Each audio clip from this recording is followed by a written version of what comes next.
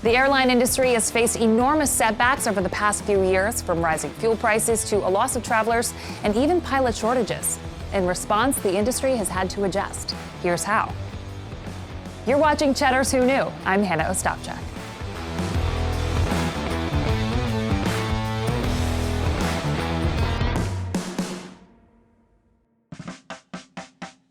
For decades, jumbo jets were synonymous with long-haul flights, but today, narrow-body aircrafts are now giving them a real run for their money. Producer Natalia Rizak explains why bigger is not always better. In 2007, Singapore Airlines debuted the largest passenger airplane ever, the Airbus A380. 3, 2, 1, go!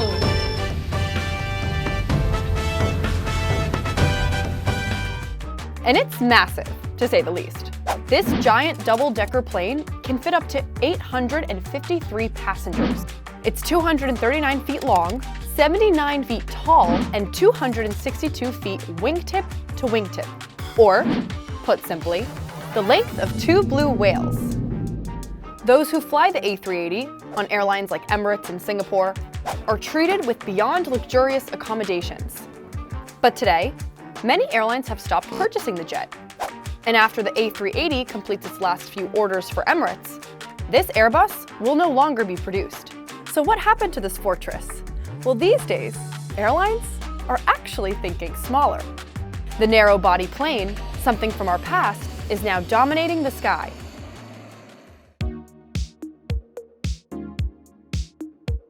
In 1970, Pan Am debuted this, the 747. The 747 was more than twice the size of Pan Am's previous standard, the 707. While the 707 revolutionized commercial flight, Pan Am's founder, Quan Tripp, wanted to go bigger, much bigger. So he reached out to his friend Bill Allen at Boeing to commission the 747. "If you build it," said Tripp, "I'll buy it. If you buy it," said Allen, "I'll build it." So the 747, the queen of the skies, was born. It was a game changer and was known as the largest civilian airplane in the world. Just look at it compared to the 707. The plane was so big that Boeing had to create a new assembly plant to produce it. Beyond size, the 747 was revolutionary in other ways. It democratized air travel, making it more affordable and accessible for more people. These massive four-engine jets became the aircraft of choice for long-haul flights. But just as soon as they arrived, things began to change. Throughout the 1970s, technological advancements gave twin-engine planes the ability to fly farther. As the engines were demonstrated to be more reliable and have very low failure rates, then it became acceptable to let them go with longer ETOPS diversion limitations. Okay, quick pause. ETOPS is a certification that allows twin-engine jets to fly longer routes. Before, an aircraft had to be within 60 minutes of an airport to accommodate emergency landings.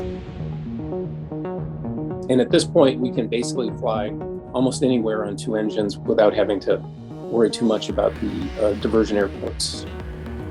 Now you can take an international airplane or an oceanic airplane and fly it with two engines instead of three or four. Despite growing competition from smaller planes, airlines continued to purchase these jumbo jets for decades, until recently. So what changed? Well, a few things. First, let's start off with money. These aircraft don't come cheap. Prices vary, but typically, the Airbus A380 comes in at around $446 million, while the narrow-body A321 costs closer to $120 million. And not all airlines can even afford them. And those who can are dropping them, like Lufthansa and Air France, because of their sheer operating expenses. And they even take a toll on airports. Airports spent millions of dollars reinvesting in their terminal facilities by adding jet bridges, larger baggage delivery systems, and tons of other passenger-focused improvements to make the A380 work and to tell carriers, hey, you can fly your A380 here. Plus, these narrow-body aircraft are more fuel efficient. So the idea behind it is these narrow-body planes, they have lower fuel burn, and by having this lower fuel burn, it means lower emissions. Now, It's important to recognize that super wide bodies like the A380 can actually be more fuel efficient.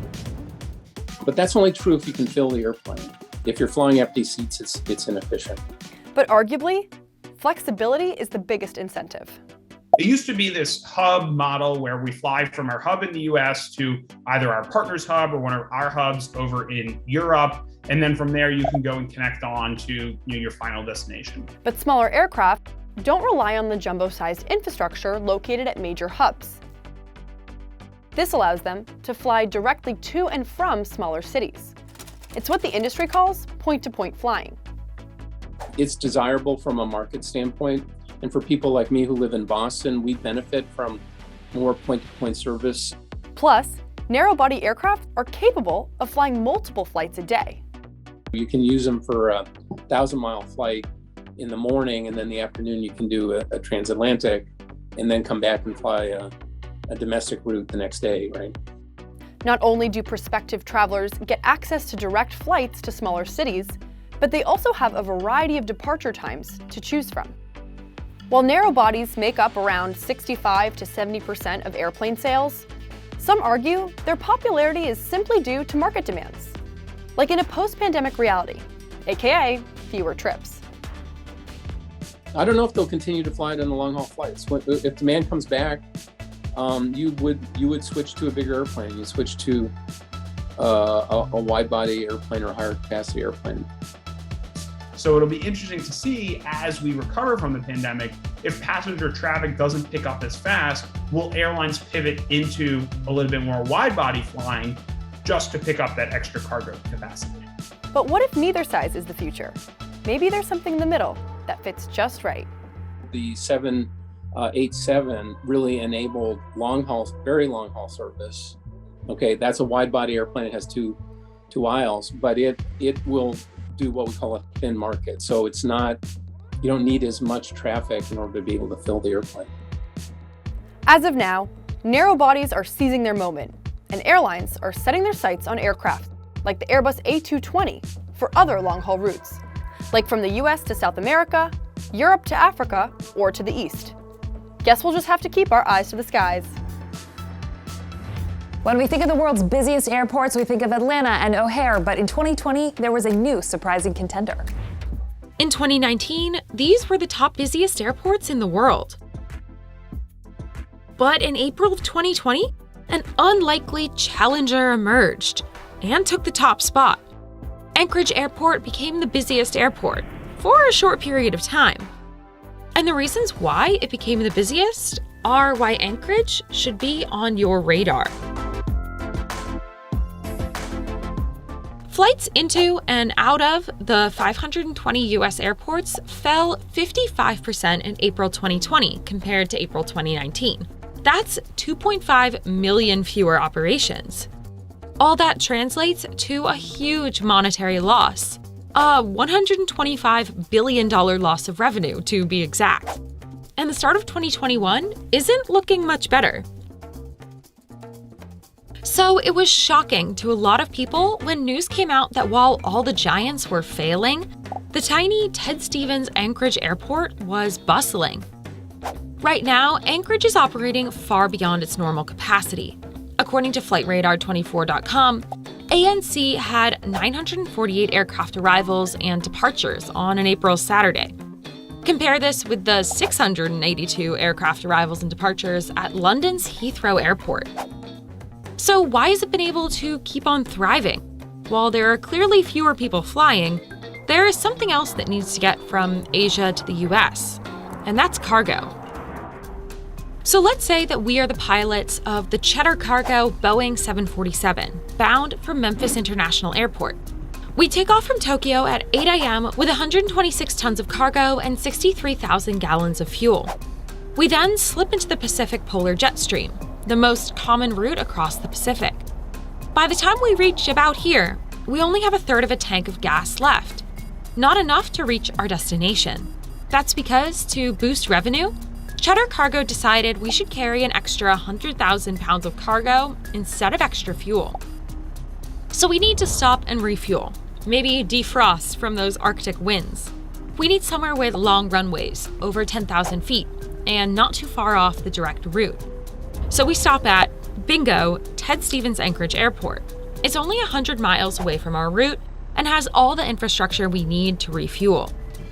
Although some carriers do choose fuel over cargo, it's significantly more economical for cargo haulers to carry heavier loads and less fuel.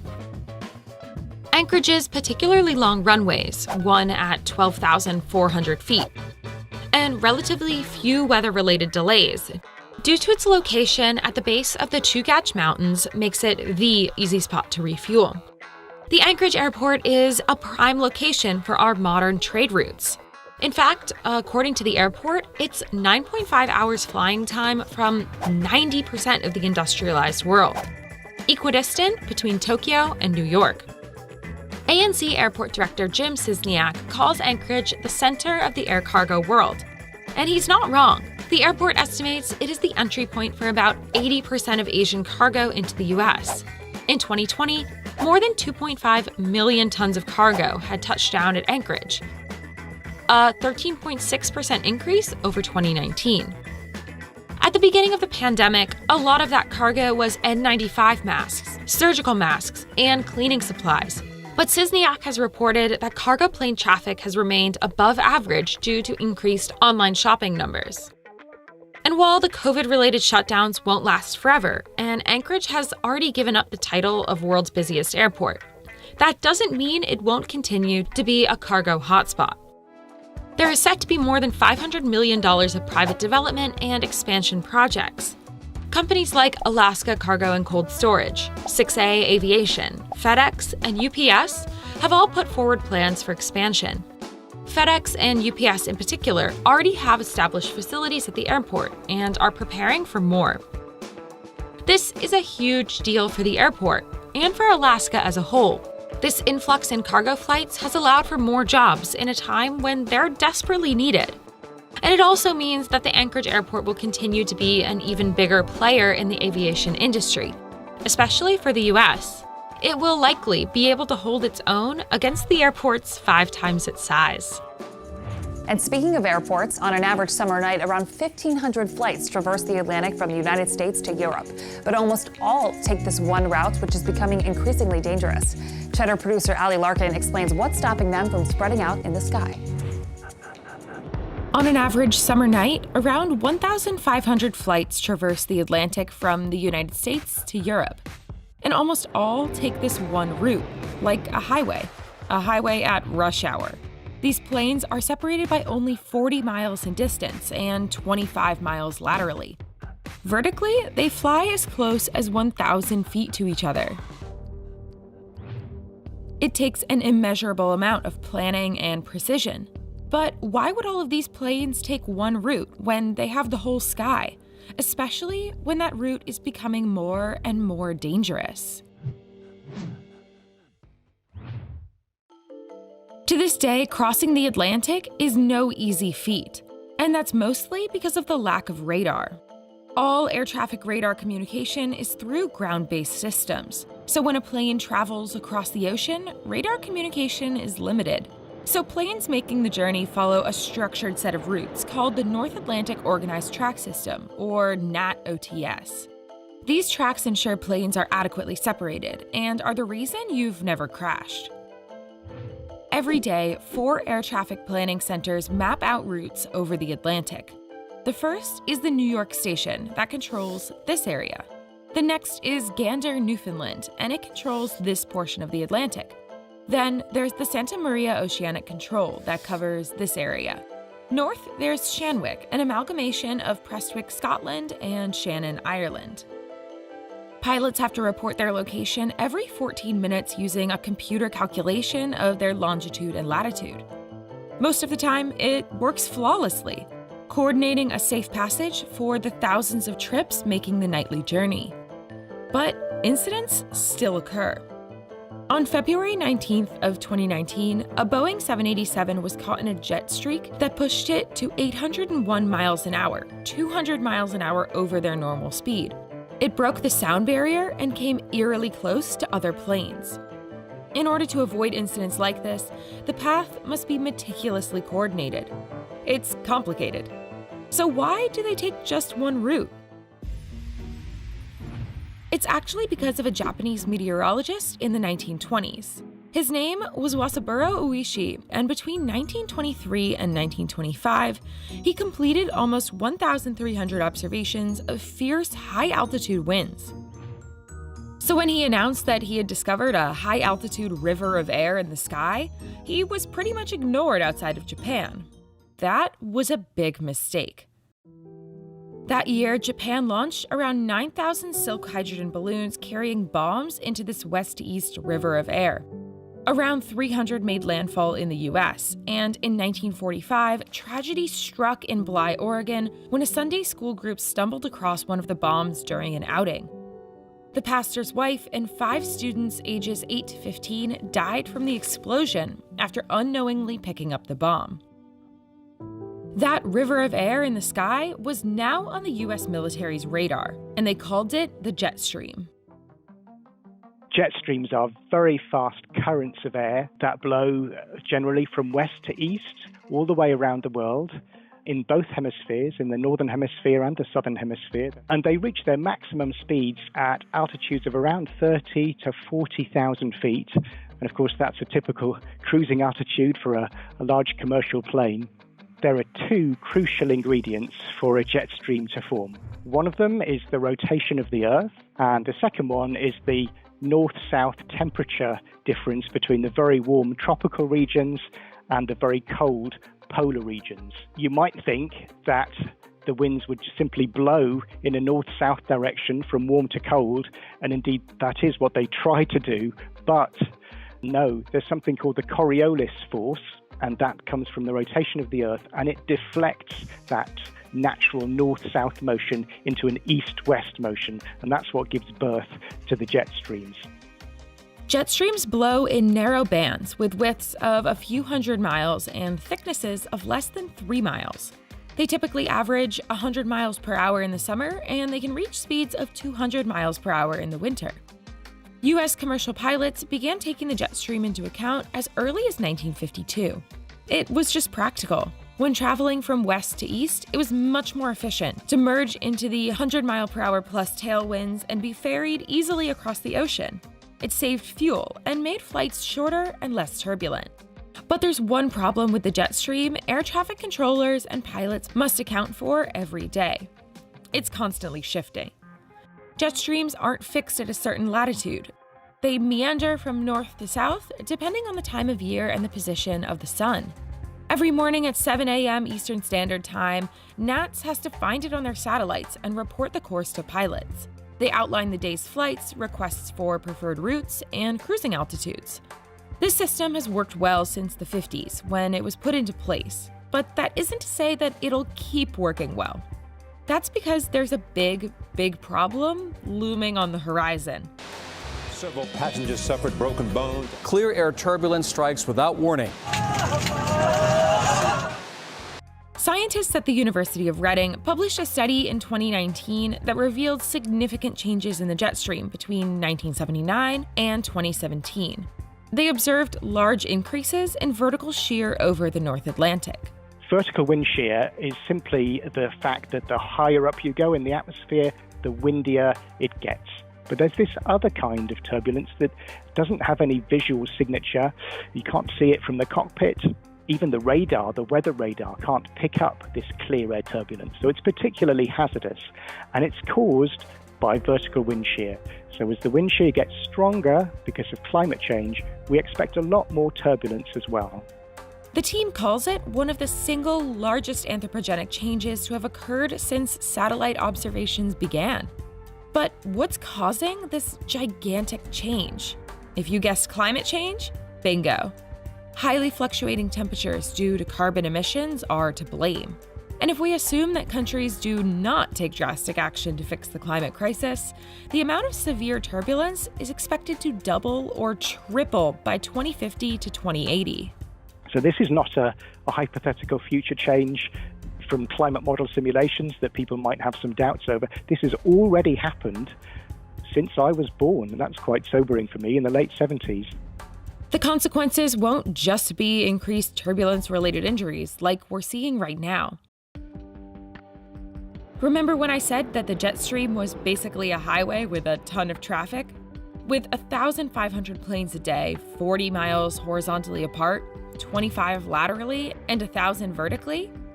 That's fine when the highway's working, but not if that highway turns into the Tacoma Narrows Bridge.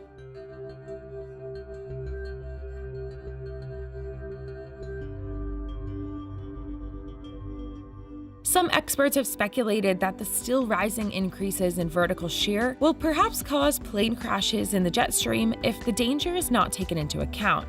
For the short-term future, this isn't a huge risk.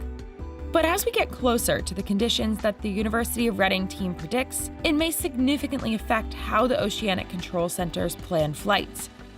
Even though the amount of flights have been significantly decreased due to coronavirus travel restrictions, this is an issue that won't be going away in the next 30 to 50 years. It may even affect how many flights there are and their prices. One thing is for sure, flying across the Atlantic is going to become an even more bumpy ride.